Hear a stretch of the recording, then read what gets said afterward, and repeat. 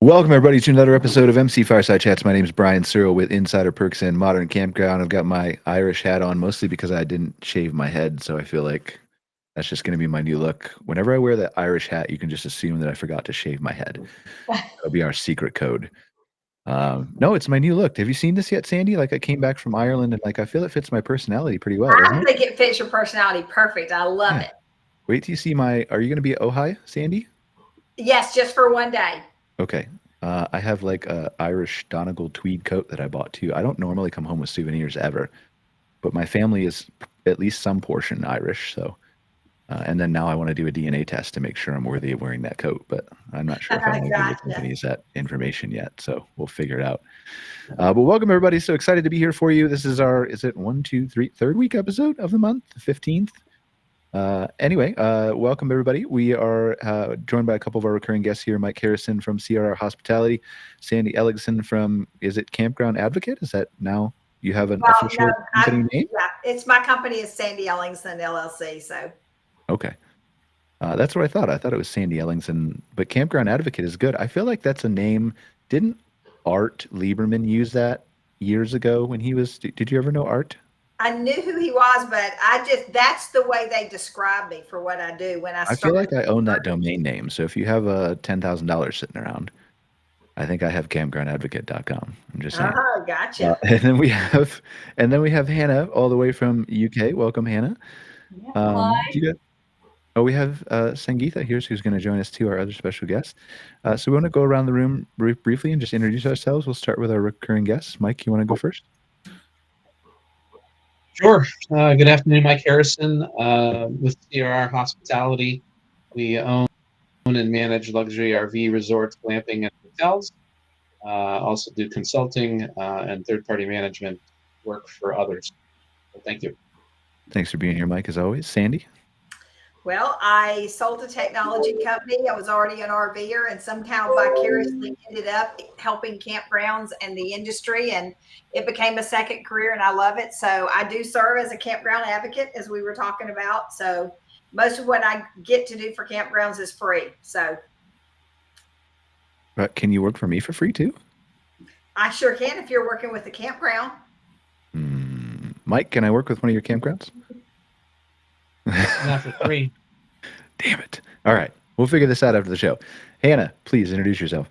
Okay, hi, I'm Hannah from the UK. I own Wild Woodland Retreat, which is a tiny campsite, camping glam site, goat yoga, different things going on, and we're a farm as well. So that's it's mainly a farm. And then 10 years ago, I decided to do the glamping and later on the camping and other things. So yeah, that's me. Really.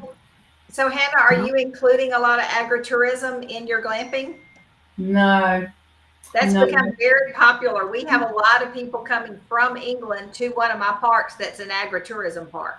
Okay. That's interesting. Yeah, the farm is just so bad now. You know, it's just not really earning any money, and husband's just a bit down about it. And it's like, yeah. So it's kind of not really knowing where to go with that, with the farming at the moment. So yeah, I haven't even looked into that. No. Well, we're excited. I'm excited to dive into your property, learn more about it. I specifically, and don't answer this question yet, because we want to keep the people watching the show for a little bit, because they won't stay just for me; they stay for the special guests. So I want to know if you can do goat yoga with baby goats too, or if it's just adult goats. Because my girlfriend will be on a plane tomorrow. If you can do goat yoga with baby goats. Funnily, you can't answer it yet. They'll turn off. No, I'm not allowed to. Okay. Sorry. Like, stay tuned for MC Fireside Chats. We'll reveal the answer soon. Sangeetha, is it Sangeetha or Sangeetha? I'm so sorry. I know I'm pronouncing it wrong. It's Sangeetha. Oh, I did get it right. Okay. All right. Perfect. Sangeetha, welcome. Can you please introduce yourself and tell us where you're from? Yes, Sangeetha Ramkumar. I'm the owner of Dunya Camp. We're a glamping property in North Georgia. I've been in business this is our third year. Awesome. Excited to learn more about, is it Dunya Camp? Did I pronounce that right? Dunya. Okay. Excited to learn more about your business. So typically how we start this show is I'll go to my recurring guests, Mike and Sandy. Is there anything that has come across your guys' desk in the last month since we've all been on the show together that you feel is worthy of discussion or discourse or anything else? Well, we've had kind of an uproar going on since Thursday. The new NEC 551 code was released, and there was a document that was released internally with all the guys doing electrical, and a lot of our places that are most popular places to go and read about this kind of stuff picked it up, but AI wrote the articles and they were absolutely incorrect. So I've had just literally over 100 phone calls since Thursday from campgrounds that are concerned about it. And so we're going to be putting out a paper on it. We've already done a press release, and we'll be doing, I'm going to do a recorded podcast with one of the people that's the author of the paper. And we'll put that out there for everybody to see. But for right now, I just need my campgrounds to know you do not need to panic. You do not have to convert every single one of your pedestals immediately. And it's not a requirement on the campgrounds. It's a requirement on the industry. So for clarity for the people who don't know what that is, Okay, so the NEC is the organization that oversees all of the way electrical things are put together and monitored and safe. So there's been a lot of discussion for a couple of years about the hooking your RV up to the pedestals in campgrounds. And it's been a very hot topic because the types of pedestals, the age of the pedestals, the safety of the pedestals has been, concerned because some of the older pedestals have not been replaced in 30 years. And then these newer campgrounds come in with a higher energy draw, and there could create some problems. And so there's been a lot of discussion on how to fix that. The parks have been afraid in the past about that. And so now basically what they're going to be doing is just making the OEMs, the people that make the RVs, are going to be a little bit more responsible for it.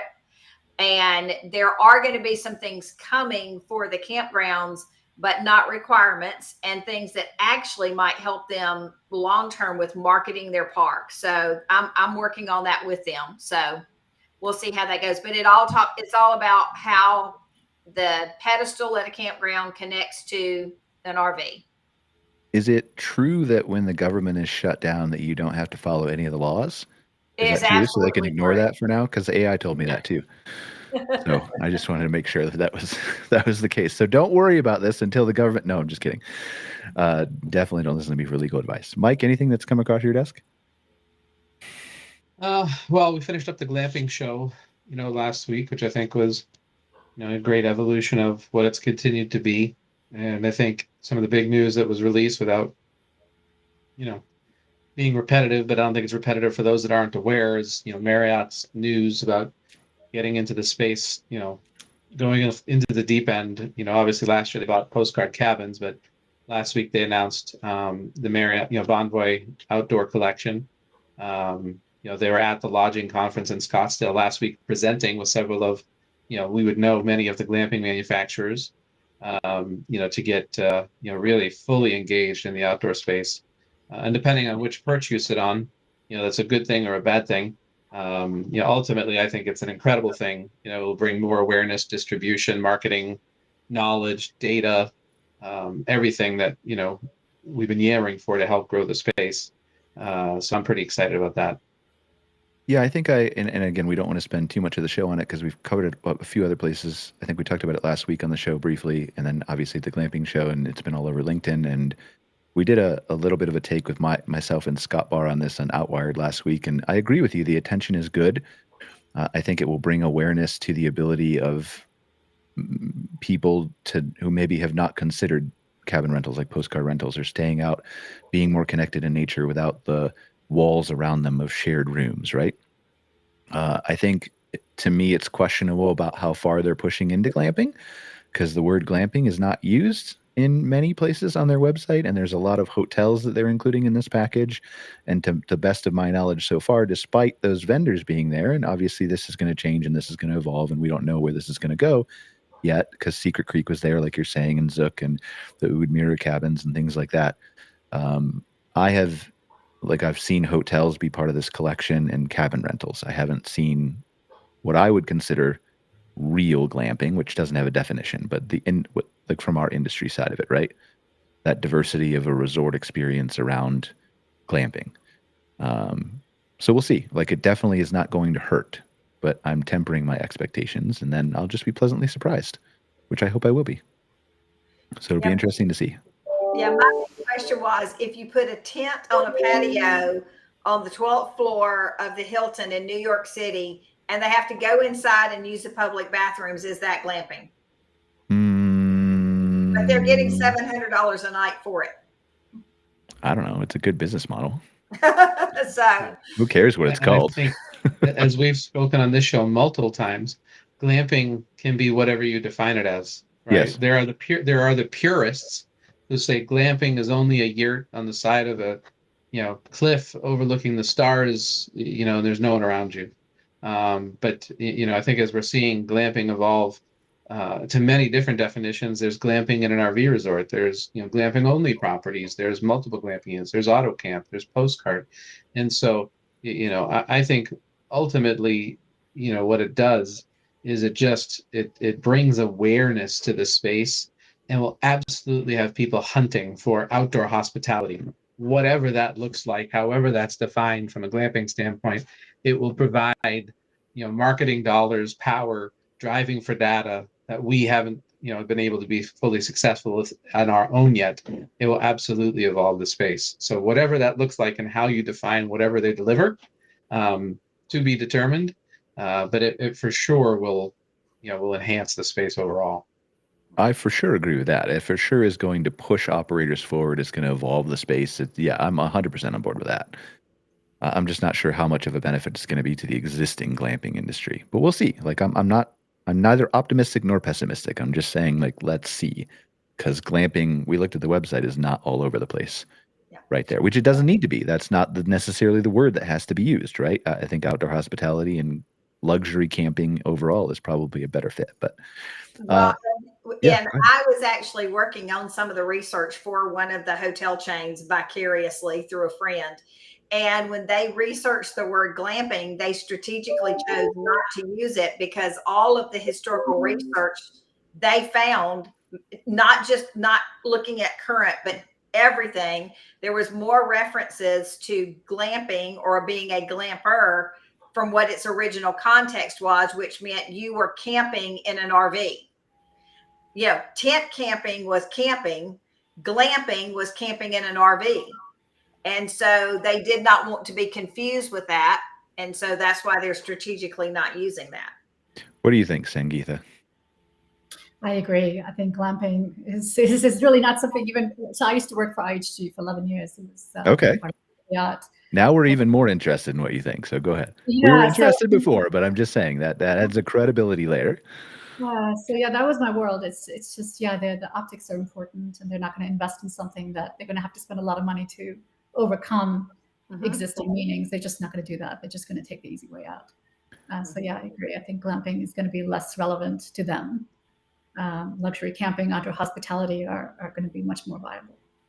So I know we want to talk mostly about Dunya Camp on here, but will you please give us just from working at 11 years at IHG, how do you feel like the hotel industry will change, evolve, adapt to the space? To this space? Oh my gosh, I think there's already rumblings. Well, yeah, there is, but will they dip their toes into it? Will they go more into it like Marriott? Will they? It's still nascent, right? I mean, when you think about large companies like that, they're not interested in smaller properties. And right now, the landscape is a bunch of millions of smaller properties. That's not something they're interested in. It costs them too much money to go chase these smaller deals. They're looking for consolidated entities, whatever that is, right? I like design hotels. Marriott is an example. Some guy put a bunch of hotels and called it design hotels, but he did all the grunt work, and there were quite a few properties under that umbrella, and Marriott just swooped in and bought that. So that's kind of what I'm envisioning is going to happen if the glamping operators are smart. They're not going to go one by one to find these smaller deals. So that's just my take.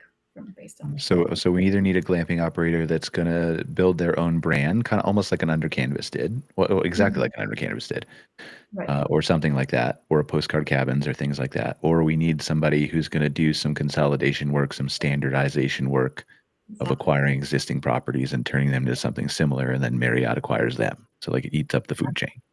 Exactly. That's pretty much how it's Okay. gonna go. Well, tell us about, is it, I don't know if I'm pronouncing it right. Dunya Camp? Dunya? I feel Well, like if I'm you're from pronouncing it wrong. Dunya, but the way to pronounce it is Dunya. Dunya, okay. Yeah. So tell us about Dunya Camp. Yeah, so this was a post IHG, post COVID or during COVID project. It was actually one of my what I called my little project, which ended up being not so little after all, because I was chasing so many other deals at that time, mostly in the traditional hotel space. But somehow this is the one that kind of survived, and it was a lot of work. As they say, it's the same amount of work whether you're doing a $100 million deal or a $5 million deal. So this was, I've always wanted a brand of my own. I just didn't think it was going to be in the glamping luxury camping space. But it just kind of happened, I think I also got married, and my husband is very much an outdoors person. He's an outside cat. I'm an inside cat. And so we kind of had to kind of compromise on vacations. And so that was the genesis for the idea. Is we went camping, and I was like, how do I do this, but not this? And yeah, that's how the idea started. Did you say it started as an IHG project, or you were just working at IHG? No, this was post IHG. Yeah, I left right before COVID to go do my own thing, and then COVID happened, and I had all this free time. So what was your idea behind this when you first got it started? So it was based on a camping trip that I took with my husband. We went out west and camped for 3 nights, and it was quite the experience for me. I'm not really a camper. And it was just one of those conversations. You're like, well, this would be nice, but if, and then all of a sudden in my hotel hat, was like, well, I wonder if this could be something. I mean, not that glamping wasn't, it's thing, yeah. Marriott was putting up tents at Coachella for years, so it wasn't anything new. It's just, it was new to me. So I had to do a little bit more research, and we really liked the idea of it being something different. So how did you, like, what I guess my first question is what makes Dunya Camp different in your mind and through your eyes? Well, I think the design, we really invested heavily in creating something that felt very different from your everyday world. That was important to me. Because when you spend this kind of money, you kind of want to be somewhere else. And so having the opportunity to drive 2-3 hours and feel you're in a completely different continent, that was kind of the draw. So we wanted to create something that was very special, very beautiful, very crafted. I didn't feel like, because even luxury hotels these days, it's just mass produced. The rooms are all the same. You spend $2,000 a night, it's still the same room. So we try to make it a little bit bespoke. Not everything is bespoke, but quite a bit of it is. Did you model it off something? Did you take inspiration from anything? Did you? Yeah, quite a bit. Gosh, we looked at Jack's Camp, all of the South African projects. Quite a few hotels, sort of the more kind of old school luxury hotels.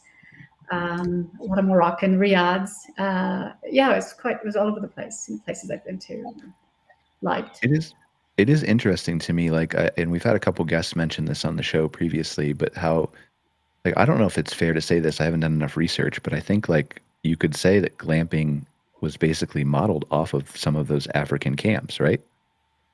Right. Yeah. And then if you go back even historically, it was modeled off kind of the kings. I mean, the Indian kings had elaborate tents. So did the Persian kings. Those tents are now sitting in a country house, in the English countryside, actually. And you can go see them. They're quite elaborate. Yeah. It was the original glamping. It was for royalty. And I feel like that would be a good show. Mike, can you sponsor me on a trip to go see this? I'll be right there. Okay. Thank you. Yeah, so there's some precedent, for glamping that goes back centuries. It's fascinating to me, and I guess maybe that's a story that we for sure need to dive into. Shara, if you're listening, we need to find some guests to talk about that. Maybe we can find the people from the property who have the tents, or just maybe even a couple historians to talk about it, because I think that's something fascinating that we talk about glamping is new in the United States, and then we talk about how the UK, we're going to get to Hannah here in a second, but how glamping is much more evolved in the UK, but nowhere is as evolved as what we were talking about with the pharaohs and the kings and the African safari camps and things like that. And that's kind of the roots of where all that stuff come from. I think it would be funny not funny. It would be interesting to learn the history of all of those things. So tell us, how did you end up choosing your location and where you're at and what your kind of mission is and who your guests are that you want to serve? So, I'm from Atlanta. That's where I live. Moved during the Olympics in 1996. I've been there since then. And so Georgia is my home state. So I did look for land. It took a year. Land, I think, is the most important character in luxury camping. It's the primary, it's the main star. So you've got to find the right land. It's got to feel good. It's got to have the good views. It's got to be worth, driving up there and being there. So it took us a while. I think that was the hardest part, was finding the right piece of property. We looked all over Tennessee, North Carolina, and then ended up in North Georgia. But actually, the northwest corner of the state, which I had no clue. I didn't even know this portion existed. But I saw the property advertised on LandWatch, and they had this company out of Colorado had just bought, several hundred acres, and they were carving it up. And we went to go see it, and it was just stunning. Mike, I'm curious. I'm gonna put you on the spot here for a second, Mike. Has CRR ever considered like doing a glamping only resort, either from management or from ownership? Absolutely. We've considered several times. We've looked at a couple on our own. We've still got a couple pieces of land that we've been, looking to cultivate for 3 or 4 or 5 years. We just haven't found the right best use case, and the demand factor, we just haven't felt was the right opportunity. We've spoken to multiple investors and partners, about glamping only. We have 3 that we're working on right now that are in various stages that may or may not come to fruition, that will either be partners or management companies on. But it's, the glamping only properties, we go back to the earlier discussion, there's several versions, like looking at Sangeetha's property, there's $700, $800, $900 a night type units, which, you're not typically going to find a 40, 50, 60 glamping only unit type property of those kinds of units. They're typically going to be, 3 to 10 to 12. Bolt Tree Farms is another one. There's examples of those, and then there's the, $300 to $700 type units. Auto camp version. If you will, postcard cabins, and so it kind of depends on what kind of access to capital you have, what your demand factors are. I think it's becoming more. We just talked to a client yesterday, where 5-6 years ago we pitched something. They had pitched something, I should say, and it was a 60, 70 unit project. And back then, nobody had heard of that kind of thing. And now it's back on the table 5 years later. Feasibility study says it works. And so, long story short is, yes, it just needs to be the right opportunity. They're far more expensive. I mean, they're outdoor lodging units. Yeah. But it also depends, again, what your definition. If you're a purist and you want 3-5 units on the side of the Grand Canyon versus a 60 unit glamping property, they're not exactly the same thing. No. Which is what's kind of fun about it. And they never will be, right? It's not a courtyard compared to a courtyard compared to a courtyard, right? They're all unique. They're all individual. They all have, bespoke DNA, and so it's not a one size fits all answer. I don't know if that answered your question.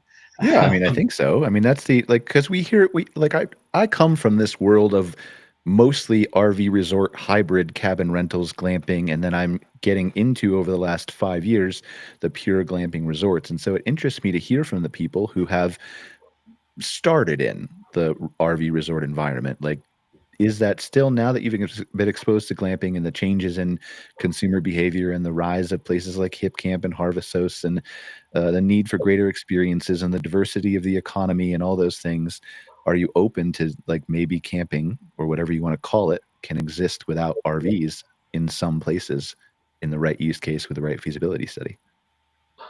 That's I want to get to Hannah's story, but I have one more question for you, Mike. If Marriott opened franchising for an outdoor resort that was more of a hotel but still connected to nature, would you be in line? 100%. I mean, we're an approved Marriott manager company right now. Number one. Number two is, if you look at the new Marriott Bonvoy Outdoor Collection, they didn't just open 450 glamping resorts, right? If you go through them, they're curated properties that are outdoor hospitality-ish, that include experiences more than like what Sangeetha's property is, which is built out of the side of a mountain in an incredible unit. So, where this goes and how this evolves, it's very nebulous, which I think is good, because it can be one of many different things. So they've already opened it. I mean, that's the entire intent of that outdoor Bonvoy collection, is to, create this different segment. But what it ends up being, is up for discussion, and I don't think anybody will be able to answer it. If you look at that collection of properties, not one of them is going to be the same.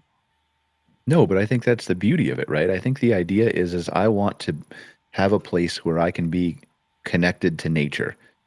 And if that's in a separate individual safari tent, if that's in a disconnected postcard cabin, if that's in a resort in Costa Rica where like maybe 3 or 4 people are next to me, but I have my own private balcony overlooking the jungle and I can walk out the back door and go on hiking trails through the rainforest.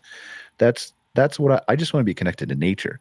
And I think there's so many different opportunities for ways to do that Marriott is going to open up kind of that, like you said, the capital, the vision, the ability for people to more seek legitimacy, I think, in this industry. Not that it's not legitimate already, but from banks and cities and developers and all those kinds of things, right? I think it brings in those. Well, and you just said it is kind of how I define it, right? Outdoor to access to the outdoors. So, if you go back to the original definition of glamping, it's glamorous camping, right? Mm-hmm. And so what does that mean? There is no, you're going to break the law rule depending on how you define it. But we just had a session yesterday with our entire leadership team about, is it a vacation rental unit or is it a glamping unit?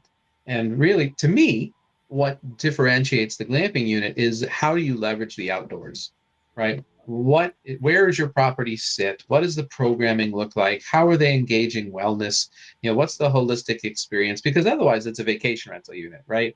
You might as well Airbnb it, put the code in the door, enjoy your stay. There's some pretty nice Airbnbs that are connected to nature, though. But anyway, I'll of course. But that's exactly how we defined it yesterday. Is really, where these units differentiate themselves is you have access to the outdoors in some form or fashion, and then the unit is, while it's certainly an important component, it's the experience that separates it more than anything else.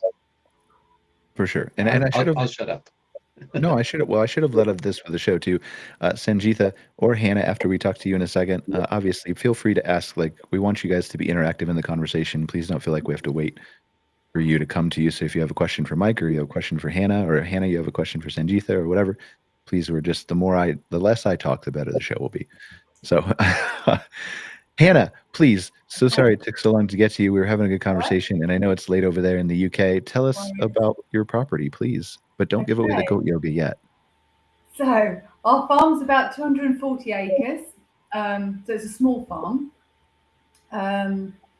It's my husband's family farm. His granddad bought the farm, and 10 years ago, 10 years ago, I started the glamping.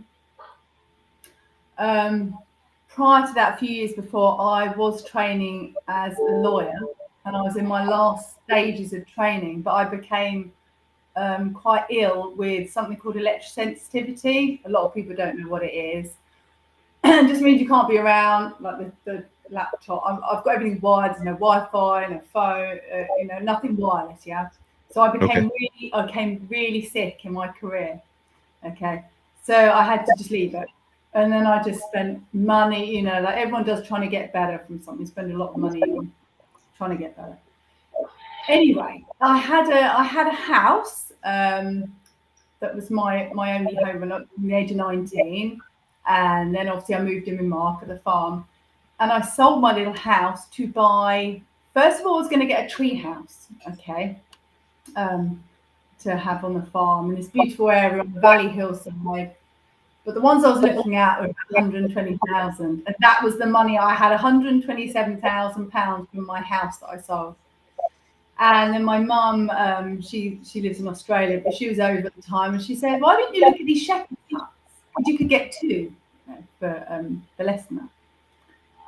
So that's what I ended up getting, 2 shepherd's huts to begin to earn myself some money, because I'd always been quite self-sufficient like that and had my own career. So I wanted to do something, and the farm was never earning enough for the family, really. So that's how it began. And my daughter was 18 months old, and that was fun, trying to do everything with an 18-month-old in tow. And my son was about 5 then. And I did everything then. I did all the cleaning, I did the ironing, I ran and got the breakfast packs, the barbecue packs, the milk from the local dairy. Oh my gosh, I never realised how much work it would be. It was a lot. Yeah. That's why I'm a podcast host. I'm not brave enough to do that. I was like, oh my gosh. And I had a friend who helped do some cleaning after, I don't know, was it the first year maybe I got him to help. But it was now and then. I still did most of it.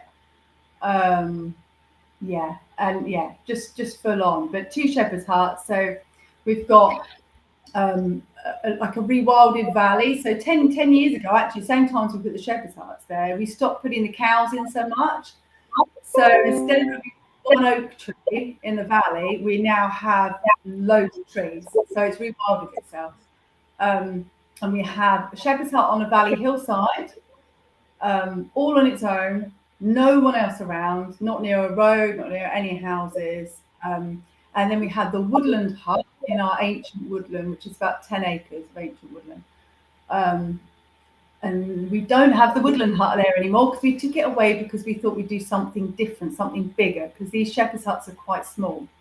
They're like 15 foot by 6 foot 7, something like that.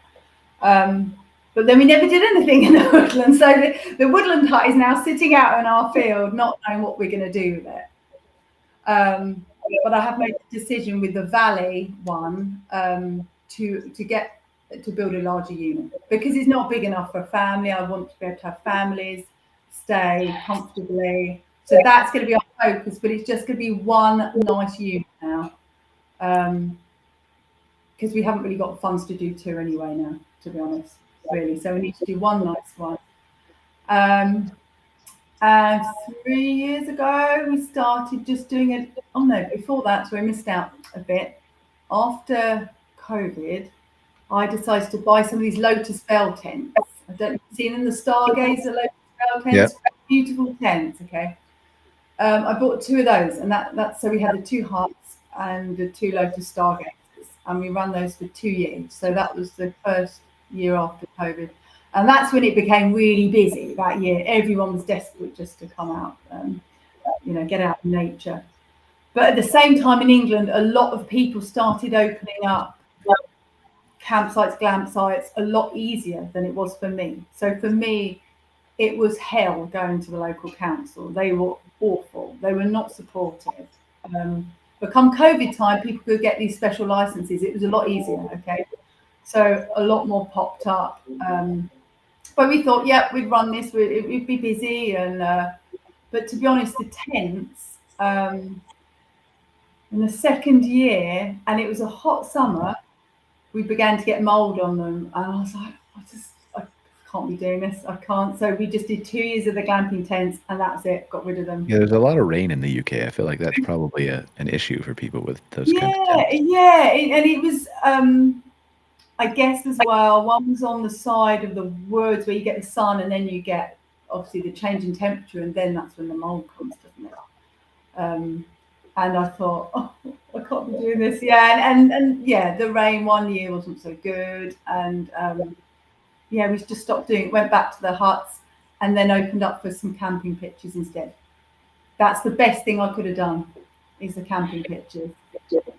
So I'm curious, as a smaller operator, can I call? Is that fair to call you a smaller operator? Yeah, tiny. Tiny, yeah. As a smaller operator, how do you look at, like, it's been 10 years, you said, since you started your first glamping accommodation, or whatever we're calling it.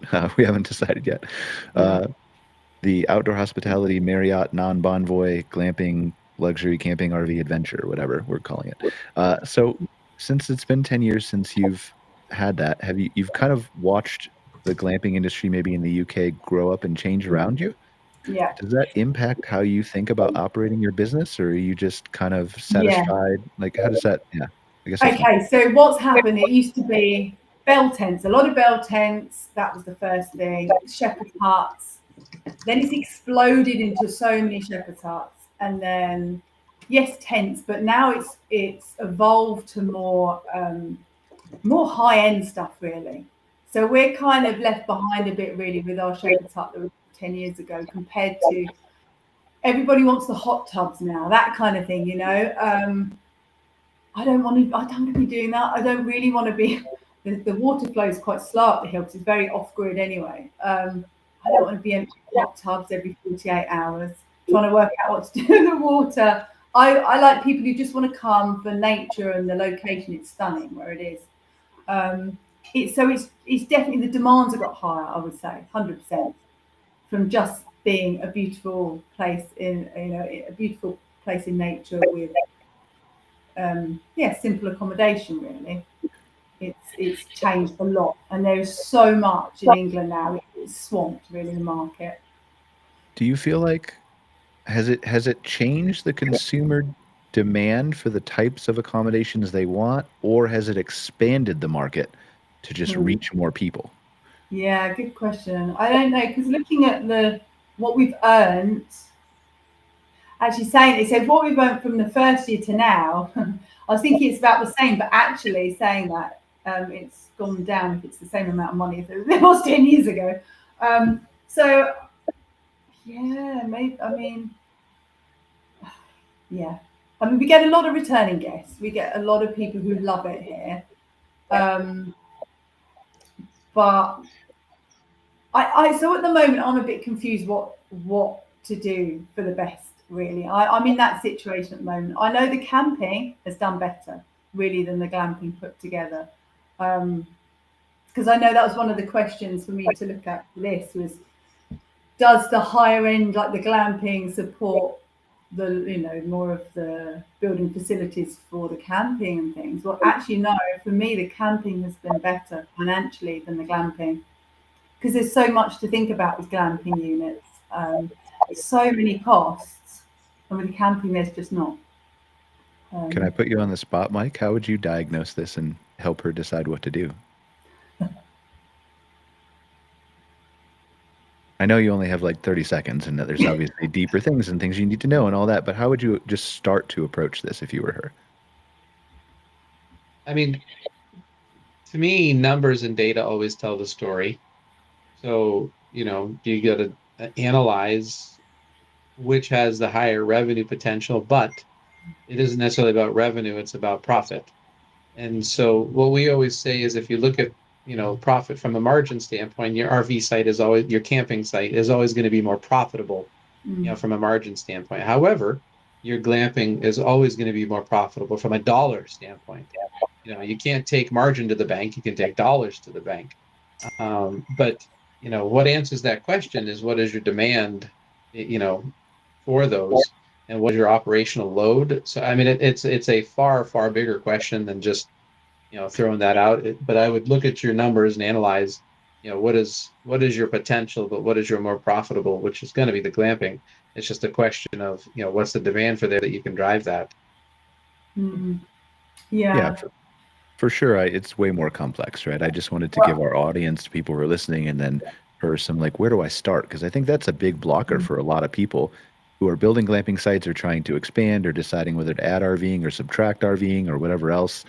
Where do I? I mean, it's a good point, Brian, and the way we look at it too is, you can, and there's different kinds of glamping, right?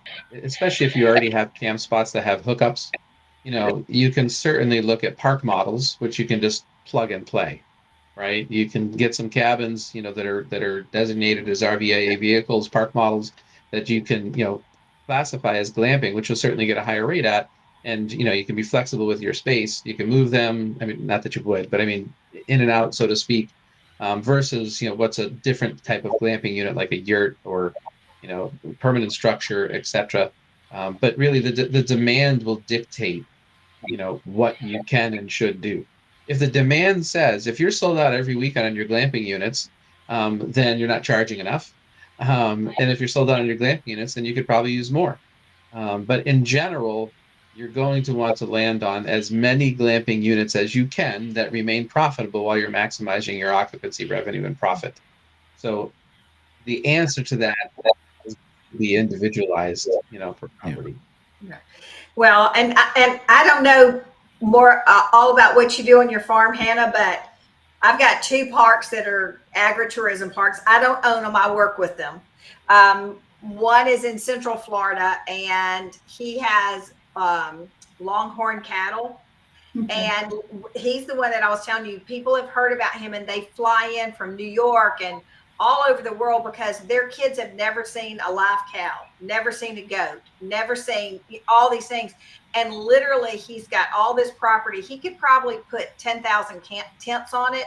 He only had 10 hookup sites for RVs, but people will come in and stay in tents, even though they may or may not be campers, for the experience of seeing what's going on in his farm. My other friend, she runs an equine therapy. They have a big farm. She's big into horses, so she does equine therapy. Well, her husband was construction, had no insurance, and fell off a ladder off the top of a roof and broke his back. Well, 11 months in a cast, and they were about to lose the farm.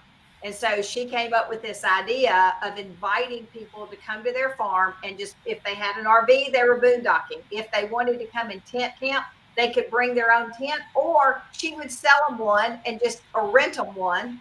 And literally in 3 months, they had paid off all of their debt for their past, for the past due bills from her husband being out, because people would come just to camp on their property, kind of watch what was going on with her equine, see the horses. They also had chickens and goats that they just had for fun. So her oldest son was 17 years old, and they would do a big breakfast where the kids would go collect the eggs, and they also had pigs and stuff too. But anyway, the little kids that were coming, they were getting the eggs out of the hen house, and they thought that they were getting to eat the eggs that they had just gotten. And so it was this huge thrill for them. And so then, they've combined that now, but they have one event a year that's a big music thing that benefits her equine nonprofit that brings in over $100,000 in net profit. Mm-hmm. And they never invested in one piece, not a building, not a tiny home, nothing. They bought tents from Walmart. So I think there's a lot of possibilities for where you are just to get started. And then that may fund more of what you want to do so you get to where Sangeetha is. I text you and saying, I'm 3 hours south of you, and I have got to come see your location. It's come visit. Come visit. We'd love to host you. Charge her double, Sangeetha. Yeah. She's got money. She's got like 7 RVs and travels around the country. She's got like 700 camps she works with. You did say you work for free though, didn't you? So all right, maybe. Yeah, I do. But the industry takes care of me. They make it. They understand the importance of having good campgrounds and enough of the what we call known and desirable sites, and so they take good care of me to make sure I am helping to solve industry problems at campgrounds, and it just works. How do you think about this, Sangeetha, at your property? How do you think about the guest experience and how you continue to evolve that for the people that you're serving? Yeah, I mean, I think that's the core of what we do, right? At the end of the day, we want to create something that people feel like it was worth their money to come here and spend the time. Yeah, I mean, it's obviously maintaining the property. We spend a lot of time in maintenance because that's the one thing I noticed. I mean, I've been in the hotel business for most of my adult career, and I know that even at the Six Senses, that $1,000 a night experience can go down very fast if the room is just in such a bad shape. It could be clean, but if it's kind of ratty looking, you've lost the first impression. So we spend a lot of time in maintaining the property. We don't really do a lot of landscaping. We just kind of clean it up because we want to keep it kind of wild, not make it look like a subdivision, because that's just not probably a good idea. Yeah, so to kind of have the kind of wild feel, like you have these tents that just got plopped onto the middle of the wilderness, kind of the look we're going for. But we keep it clean, we maintain it. And also, we have, as I think one of the emails you guys sent, you were asking about the check-in and the check-out days. Yeah, we do that for 2 reasons. One is operational. The cleaning crew, we have 2 cleaning crews. They actually drive in from Metro Atlanta, not Atlanta Central, but somewhere in the area. and they have to make a living. They're not going to come for just 1 unit, 2 units. So we kind of consolidate check-ins to 3 days. It also helps the guest because we don't have people on the property blowing the deck, vacuum cleaners. It's very quiet. So it's kind of like a show. The show starts and the show ends, and then It's a good way to put it. To get it ready for the next, the next show. So that's kind of how we operate, and it works out great for us. We get everything done, and there's nobody on the property. Some guests do stay over. We just let them know, hey, we're going to have our crew on site, but it's so rare. It happens. It's happened 3 times in almost 3 years. So this is huge. I'm interested how much personal hospitality is involved in what you do. I mean, how much interaction do you have with your guests or your staff have with your guests? Very little. If we're on site, we meet them. But to be honest, most of our guests, they're like, if you tell them, hey, do you want us to show you the tent? They're like, we got it. Some of them want to meet us, some of them don't. But you feel it's very personal in different ways. I write a handwritten note to all the guests. We leave them a little gift. So there's different ways of doing luxury. It's not just shoving people in your face with the whole kind of master servant type model, right? That's kind of very old school luxury. So we don't do that. We feel very taken care of, and our guests love it, and they're just left alone. So I say it's a great place to go have an affair because no one's going to know. No one, people that want to hide, people that don't want paparazzi. There's no Coldplay playing next door or anything. Or? What is it? There's no Coldplay playing next door for. No Coldplay. I mean, unless you count the deer across the mountain, just keepers. It is interesting. Go ahead, please finish. I'm sorry. Go ahead. No, I said it's very private. So we don't really.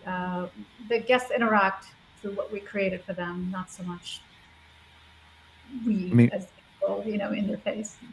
What you're saying, I think, is so foundationally important to just understanding. We all talk about experiences, and that's obviously very important. We all talk about the type of units, and that's very important.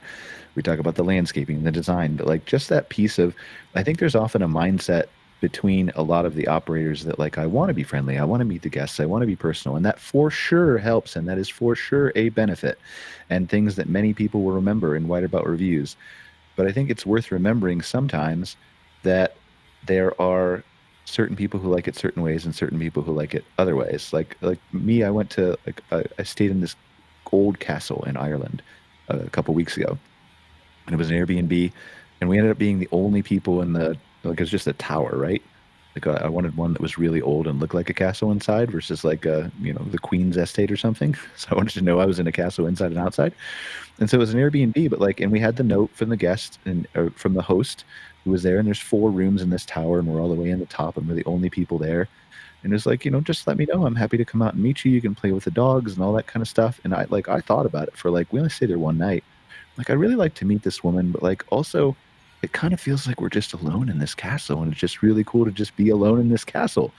If there had been other guests there, maybe I would have met her, and so I went between both things, and we never ended up meeting her. But it's just interesting, that push and pull between how both things can turn out to great experiences for different people. I mean, it just wasn't sustainable for us.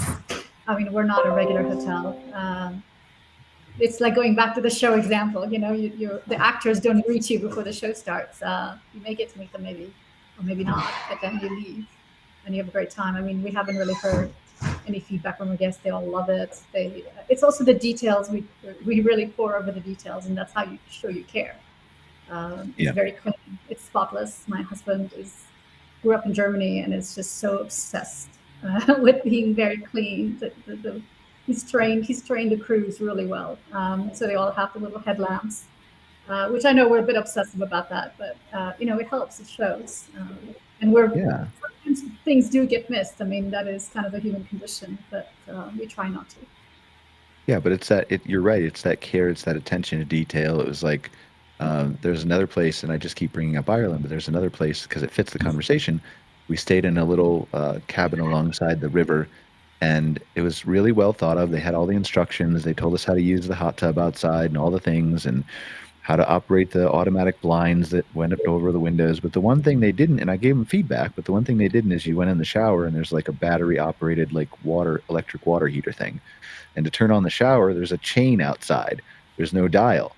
And so it took me like probably a minute and a half. And I'm like, oh, it's got to be this chain. And I just pulled it and the water came on, right? But having that kind of instruction there. But those little things, the attention to detail and everything else really can give you that same guided host experience if you kind of put yourself in their shoes. Yeah. Well, and I really love what you said about how you don't necessarily go out and greet your guests and meet them, but you're handwriting a note, or you're, leaving them a gift. And it kind of reminded me of my travel years before I got into the outdoor hospitality glamping side of things, because I was blessed to be able to travel international. And there were a lot of hotels that we would go into where they did similar things, right? Mm-hmm. They made you feel cared for and known. And I always say the difference between a hotel and a campground is I'll walk into a hotel and that guest agent has no clue who I am. Even if I'm coming and going every single week there, they may never know. They don't ask me my name. I can't go across the hall and ask for sugar, right? There's not the community in a hotel like there is in the campground, where you kind of feel like you're all friends whether you've ever met or not. I think you should try to build a community in a hotel, Sandy. You would be a great person for that. I would love it. I think you should start a TikTok channel on knocking on people's doors and asking for sugar. Listen, I bet you that would go viral. There was actually a video of me that went viral many years ago. I was going to a conference. I was on a Delta airplane, and we were getting ready to take off out of Atlanta to travel to somewhere in Arizona. I don't remember where the conference was, but I kind of recognized a lot of my peeps. I thought I knew who they were. So before we took off, I stood up and I said, okay, everybody who's on this plane that's going to the conference, raise your hand. And it was like 2/3 of the plane raised their hands. And I said, okay, I am the fun coordinator. Where are we meeting after we check in? And somebody was recording me because they thought that I was when I stood up, they were worried about what was going to happen.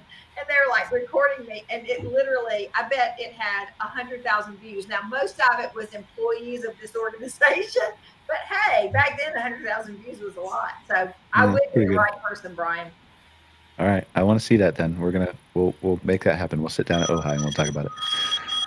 We have a couple minutes left. Hannah, I want to get back to your, obviously, the goat yoga question, but tell us about some of the amenities and experiences that people can do when they stay with you.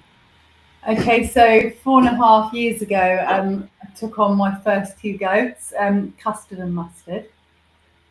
And that was just because I wanted goats, not that I thought of what we could do with goats. And then I just started doing some goat walking. Just small scale, just a few people, whoever was staying, and then I made a Facebook group and we did bookings through the Facebook page. And then having goats, it gets a little bit addictive, so I got 2 more the next year, and now I have a herd of 10 Do goats. they all still rhyme with custard and mustard, or did you lose that? Carrot and parsnip. Okay. Biscoff and banoffee, things like milkshake and latte. That's all. Their names. So it just more goats, and then started to get a bit busier with the goat walking. That became quite popular, and then we've just been doing that for the past 4.5 years. But a couple of years ago, I started doing qigong with the goats, and so many people don't know what qigong is. If you say Tai Chi, people have an idea. So I was doing qigong in the forest with my goats, and they were wait. You got to tell us what that is, because we don't know. Qigong, yeah. Well, it's similar to Tai Chi, and Tai Chi is more like you're working with an opponent, but qigong's it's not like that. There's 3,500 different types of qigong, so it's hard to kind of explain it. But it's working with energy. So okay, if you feel for an energy, like Reiki or like something like that, or what's that? Like Reiki? Well, I suppose it's all chi, life force energy, prana, all the same thing. So, but it's almost like harvesting that energy, and it really makes everything flow in the body, and I love it, and it's really good health-wise. I found it really good. So that's what I began to do, and then offered qigong with goats, and nobody really knows what qigong is. So anyway, I then did yoga with goats, and this year is the first year that it's taken off more. Yeah. Okay. Some classes I've had, like last weekend I had 11 people in one and 10 people on Saturday, and then the weekend before I had 2 people. So it's sort of been a bit up and down, but it's definitely been a lot popular this year, and I've kind of found the thing that I really enjoy. The goat walking went a bit quiet this year, which is a shame because I had some volunteers that have been with me for a year, and I thought, well, I'd be able to give them some goat walks, and it was just so quiet this year. I don't know why, but they weren't coming in. We've had a few. We had 2 today, which is great, and we've got some on Sunday. But yeah, the goat yoga, I've definitely found my thing. But what's really interesting is the people who come to stay, camping or glamping, are not the people that book the experiences. It's like 90% of people outside, and I would like more people to come and want to do the experiences, but I don't know why that is. It just doesn't seem to work out that way for some reason. It's probably something to do with just the way you're marketing yourself. Not that you're marketing yourself wrong, but that you just need to do a better job of tying the story together and reaching because there are people out there who are crossovers, right? And there are people who would do goat yoga that you can convert to people who would stay, and people who would stay who would be like, oh, I guess I'll try that, right? And then they might love it. Yeah, So I still get told that even local people, say in the next town 10 miles away, they'll say, I didn't even know you were here. Yeah. I get a lot of that. I get so many people do say that, and Get Your Guide I've had to use recently for the goat yoga, but they take 30%, don't they? It's a lot. You can do, well, 30% of something in your pocket is still better than nothing in your pocket, right? I know. So you shouldn't rely on them forever, but yeah, but that's like you could do the best marketing in the entire world. I remember that something stuck out to me. There's Twin Falls KOA in Idaho. I used to work with the former owners there, Oscar and Kim Carranza. And years ago, I was at their property 2013, 2014. We were doing videos of Oscar around at different attractions and stuff. And one of the things he said to me was like, we've been here for 50 years across. My dad owned it before me, and still people in the town 5 minutes down the street have no idea that we're here. And he was right off the highway with a big, huge yellow KOA sign, right? And so, yeah, like the marketing helps, but you're always going to have that new audience that you can reach if you think about ways to tell the story. And so, yeah, there's something definitely I'm not doing quite right, because I think there's a bigger commercial one for goat walking, who's, I don't know, about 25 miles away from here.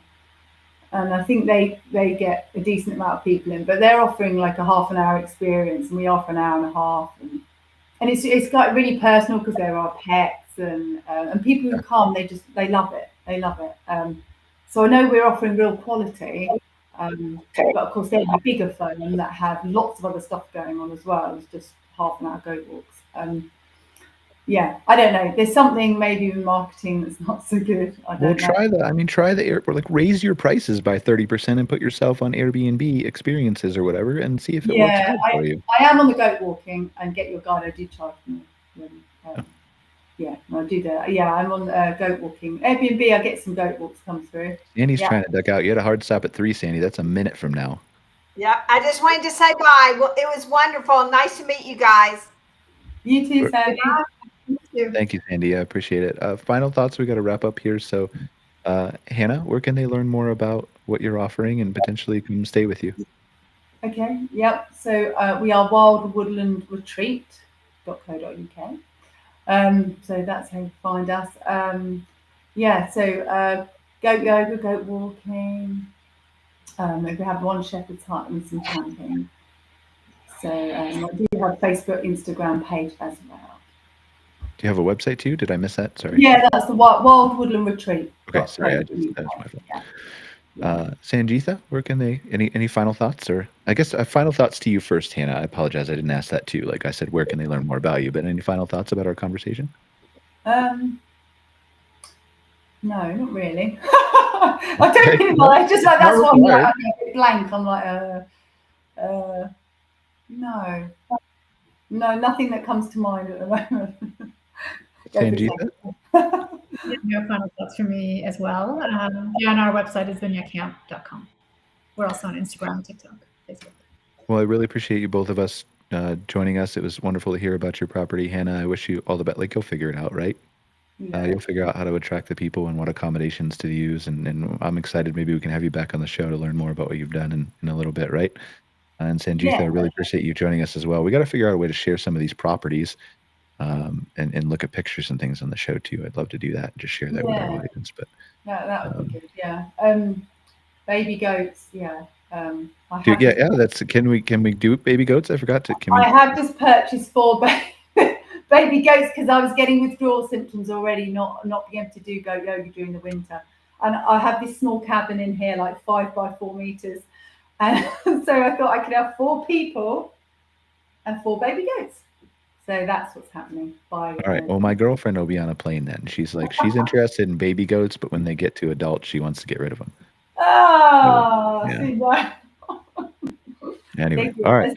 Well, thank you guys for joining us for another episode of MC Fireside Chats. If you're not sick and tired of hearing of me yet, in about an hour, we have another live podcast called Outwired, where I work with Scott Barr from where he works with KOA to do the North American Camping Reports.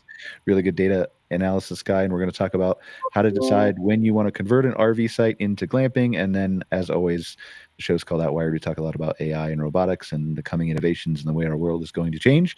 So if you're not sick and tired of me, join me for that episode in about an hour. Otherwise, we will see you next week on another episode of MC Fireside Chats. Thank you to Sangeetha, Mike, Sandy, and Anna. And we hope you have a great day. We'll see you next week. Thanks so much. Good night. Thank you. See ya.